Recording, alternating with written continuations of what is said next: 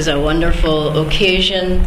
We have the tangible presence of the great master on or near the day of his coming to earth.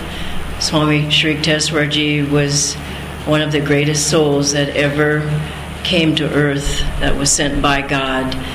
He didn't have many disciples in this lifetime.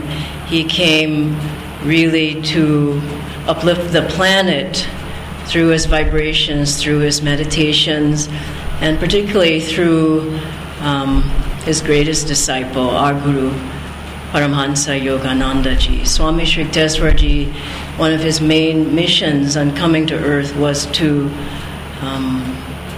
be with Master. Of course, he trained him. He was also his friend. He was his father. He was his mother, I'm sure. Swami Sri Yukteswar Ji was probably the closest to Master. And Master met him, and when he was in high school, you can imagine someone in high school seeking guidance, seeking spiritual path, and he meets his Master at that time. Swami Sri Yukteswar Ji guides him through all of his tests, his exams.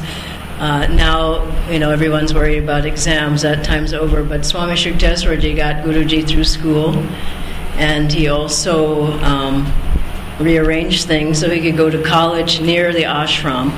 He got him through college. He trained him for his mission in America, which Babaji had told Swami Sri Yukteswar Ji at the Kumbh Mela, I will send someone to you for training, who you can send to the West with these teachings of yoga. Swami Sri Yukteswar Ji had an incredibly important role in his life.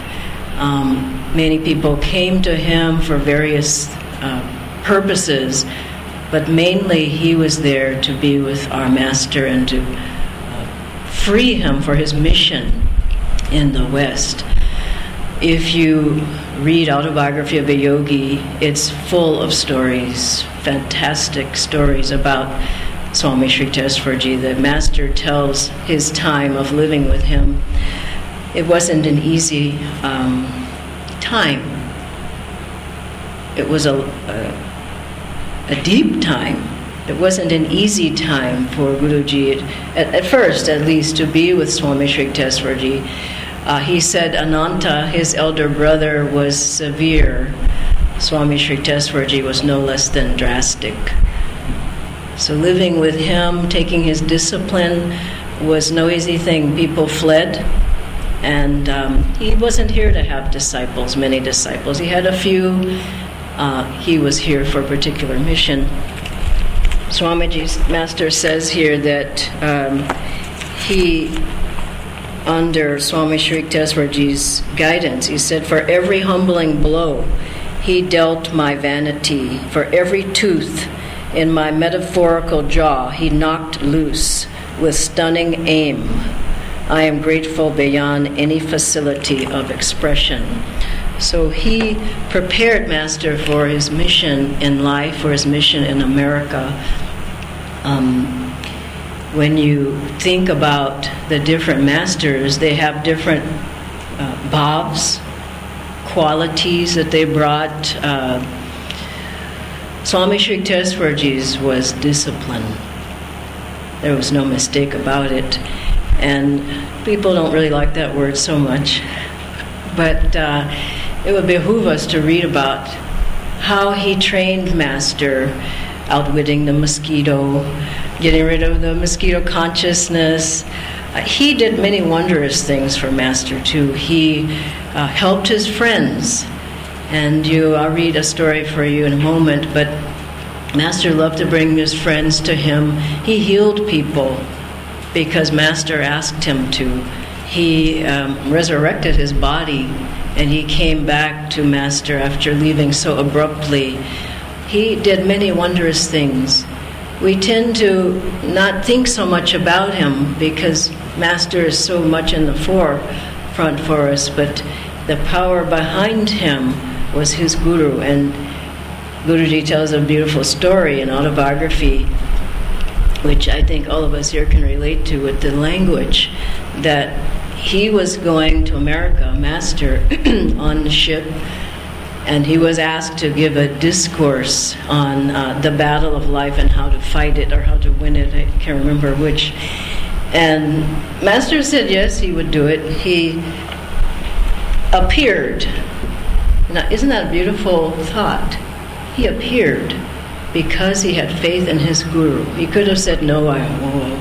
He appeared. He said, I appeared because I had faith in my guru. He stood there. He had faith, but no words came. For 10 minutes, he stood, and then people began to laugh because he didn't know English came out.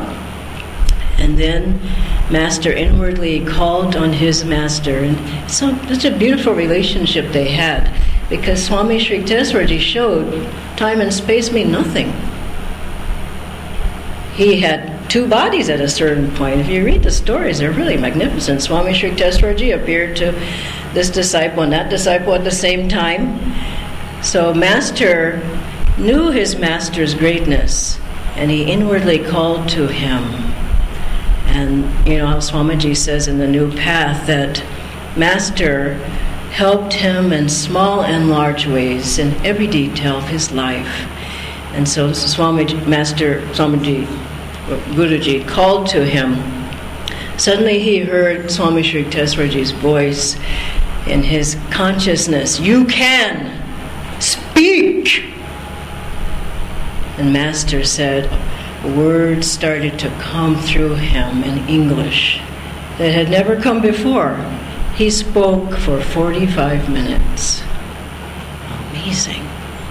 And someone came up to him afterwards. He said, "You gave a beautiful lecture in correct English for 45 minutes." Master said he bowed to his guru as he knew it had come from his master. And I wanted to finish by just reading, well, I'll read something else, but if you go to the back of the autobiography, which I did today, I've done before too, to look for different things about the different masters, I'll just read the highlights of Swami Sri Yukteswarji's life in the index, just to give you, it's just very short, but a few things of what he did in his life. Master is explaining.